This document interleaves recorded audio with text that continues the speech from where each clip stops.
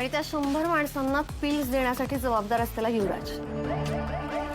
पण त्या पिल्स शोधायच्या कशा? आपण युवराजच्या तोंडून सगळं वधवून घ्यायचा प्रयत्न केला, पण त्याने आपल्याला याविषयी काहीच कळू दिलं नाही. बोल युवराज, काय प्लॅन आहे तुमचा? 100 मुलं काय करणार आहात तुम्ही त्यांच्यासोबत? कापून टाकणं. तुला काय मिळणार आहे यातून? खूप पैसा मिळणार. फक्त पार्टीमध्ये पिल्स पोहोचवायच्या. कुठे आहेत त्या पिल्स? म्हणजे ट्रूथ सिरम देऊन सुद्धा त्यांनी तोंड उघडलं नाही. दिस इज व्हेरी सिरियस. पण हे असं औषध दिल्यानंतर आहे ना चांगले चांगले गुन्हेगार बोलतात. हे कसं बोललं नाही काही? कारण काही वेळेस गोष्टी मनावर बिंबवलेल्या असतात आणि त्या तशाच लक्षात राहतात. त्यामुळे माणूस सत्य सांगताना पण ते तसंच सांगतो. किंवा असंही असू शकतं की युवराजला सतत नशा करायची सवय आहे. त्याच्यामुळे ट्रूथ सिरमचा तसा फारसा परिणाम त्याच्यावर झाला नसेल. होऊ शकतं. जे काही आहे ते आपल्याला लवकरात लवकर शोधायला लागेल. केड्या, तू सांग, युवराज तुझा भाऊ आहे, कुठे ठेवला असेल त्याला? माझा भाऊ जरी असला तरी आमच्यात खूप फरक आहे.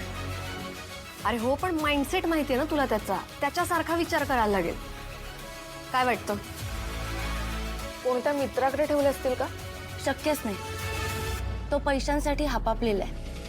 तो पैशांमध्ये भागीदारी नाही करत. म्हणजे या धंद्यात रिस्क शेअर करणं म्हणजे प्रॉफिट शेअर करण्यासारखं आहे. आणि मला नाही वाटत युवराज कोणाबरोबरही त्याचं प्रॉफिट शेअर करेल. मग ऑफिस? तिथे तर सगळ्यात जास्त रिस्क आहे. खांडेकरांच्या घरात नाहीये. का? खांडेकरांचं घर हे त्याच्यासाठी सेफेस्ट प्लेस आहे आणि कोणाला संशय पण येणार नाही. शिवाय नार्कोटिक्सवाले सहजासहजी रेड पण टाकणार नाही. गुड ऑब्झर्वेशन केड्या. मग आता लवकरात लवकर घरी जाऊन शोधायला हवं. युवराज घरी पोचेपर्यंतचाच वेळ आहे कारण आपल्याकडे. रेवा, जोपर्यंत आपल्याला रेप पार्टीचं लोकेशन कळत नाही तोपर्यंत तुला जेनी असल्याचं नाटक कंटिन्यू करायला लागेल आणि युवराजशी बोलत राहावं लागेल. बस यार, खूप इरिटेटिंग आहे यार तो युवराज. मी खरंच सांगते.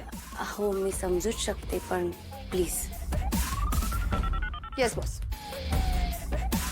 टेक्नो, डार्क वेबवरनं त्या पार्टीबद्दल काही कळतंय का बघ, कारण शक्यतो ह्या अशा पार्टीचे डिस्कशन डार्क वेबवरच होतात. हो बॉस, मी ट्रॅक करतोय. मला काही सापडलं तर मी लगेच कळवतो. टीम, इथून पुढचा प्रत्येक क्षण आपल्यासाठी खूप महत्वाचा आहे.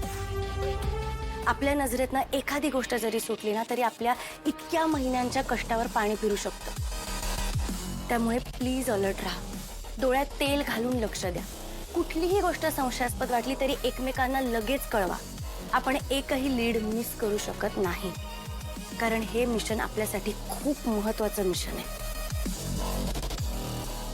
आणखी एक गोष्ट, नशीब नेहमी त्याचीच साथ देतं जो कष्ट करायला घाबरत नाही. आणि मला खात्री आहे हा युवराज अजून आला नाही का? काही कुठे बाहेर गेलाय का? येतोय. आत्ताच फोन आलेला त्याचा, मीटिंग संपली आहे, निघालाय म्हणून. हो का? वा वा, छान छान. लग्नानंतर खूप छान सुधारणा आहे त्याच्यामध्ये. मी या सगळ्या गोष्टी तुला सांगतोय, कामं करतोय. कामच करतोय तो, खूप काम करतोय तो. इतका मेहनती आहे ना युवी. खूप कष्ट घेतोय. म्हणजे त्याच्यावर ना कोणी संशय नाही कधी घेतला पाहिजे, अजिबात नाही. खूप चांगला माणूस आहे. मला ना कधी कधी असं वाटतं की एवढा प्रेमळ आणि जबाबदार नवरा मला मिळाला. मी किती लकी आहे. बरं, तू जेवायला येईल ना? हो, येतोय. ठीक आहे. मग त्याला सांग म्हणा बाबा जेवायला वाट बघतायत म्हणा. हो, सांगते.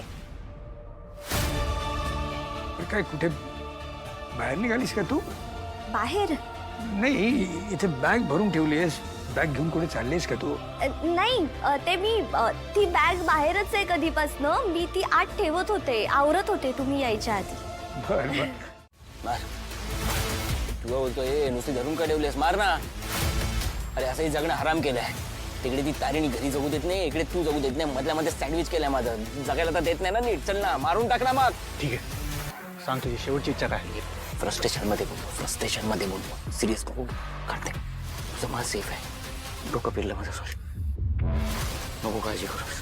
कसं होणार रे तुझ्या या धंद्यात? हा, एका बंदुकीला घाबरलास, पुढे तुझ्या कानाखाली एवढ्या बंदुकी लागतील ना, तुला माहित आहे का?